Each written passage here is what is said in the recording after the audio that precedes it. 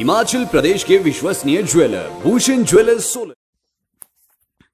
Corona virus का फूलों की खेती पर बड़ा असर देखने को मिला है। इस बार लॉकडाउन के चलते पहले नवरात्र और अब शादी समारोह पर रोक ने फूलों की खेती कर रहे किसानों की कमर तोड़ दी है।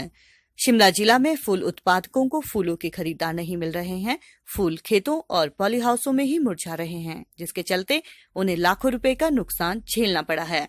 जिला में खेतों और पॉली हाउसों में फूलों की खेती तैयार की जाती है। गेंदे के फूलों से लेकर अन्य कई प्रकार के फूलों की खेती की जाती है। नवरात्र के दौरान ही किसानों का लाखों रुपए का फूल जिला के जुब्राटी क्षेत्र से ही शहर के मंदिरों में सप्लाई होता था। इसके अलावा किसान इन तैयार फूलों को दिल्ली, हरिद्वार और चंडीगढ़ भी भेजते थे, लेकिन इस बार लॉकडाउन के कारण नवरात्र पर्व में मंदिरों के कपाट पूरी तरह से बंद रहे, जिसके चलते इन फूलों की मांग नहीं हुई, जिसका खामियाजा किसानों को उठाना पड़ा।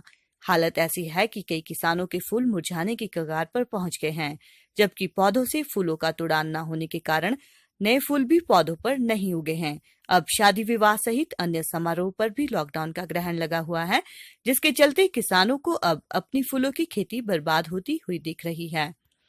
फूलों की खेती कर रहे राजेंद्र का कहना है कि उनके पॉली हाउस में फूलों की खेती तैयार है, लेकिन कोरोना के चलते मंदिर भी बंद है और शादियां भी नहीं हो रही है और न ही बाहरी राज्यों में फूलों की सप्लाई भेज पा रहे हैं, जिससे फूल खेतों में ही मुरझा रहे हैं और अब इन्हें पॉली हाउस से निकालना पड़ेगा। उन्होंने कहा कि क्षेत्र में काफी लोग फूलों की खेती करते हैं, लेकिन इस बार अब फसल बर्बाद हो रही है और सरकार को भी किसानों को राहत देनी चाहिए, क्योंकि कई लोगों की रोजी रोटी इसी पर निर्भर है।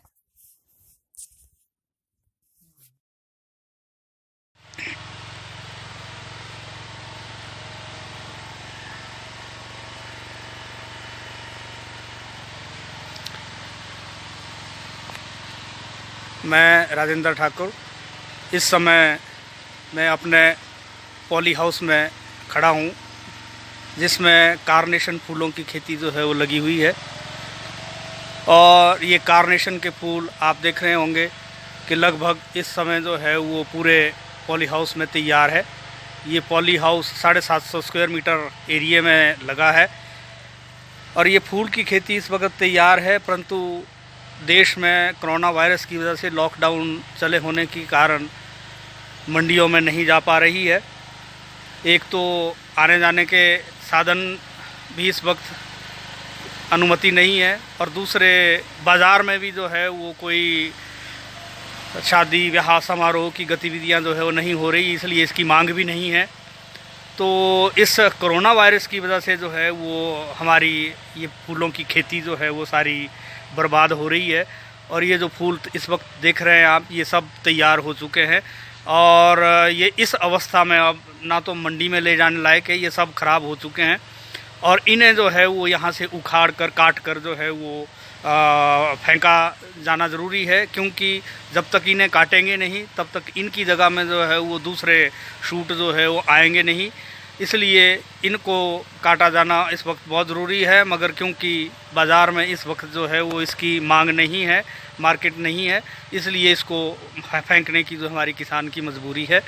और आप देख रहे होंगे कि ये फूलों की खेती इस वक्त जो है वो लगभग इस सीज़न की अगर इन्हीं फूलों को अगर मार्केट में पहुंचाया गया होता तो लगभग 1 लाख रुपया जो है वो इस वक्त इसकी कॉस्ट आ जानी चाहिए थी, जो आमदनी होनी थी। ये नुकसान उठाना पड़ा, मगर कोरोना वायरस जैसे एक भारत देश में ही नहीं पूरे विश्व में जो है वो महामारी के रूप में फैला है। इस महामारी से निपटने के लिए जो है वो सरकारों ने दिशा निर्देश जारी किए हैं। तो प्रथमतया सबका एक फ़र्ज़ बनता है कि हम उस दिशा निर्देशों का पालन करें। उस साथ साथ जो ये हमारा नुकसान कृषकों का या सभी का ही मज़दूरों का इस वक्त हो रहा है, वो एक इस पुण्य काम में जो है वो आहुति है हम सब की।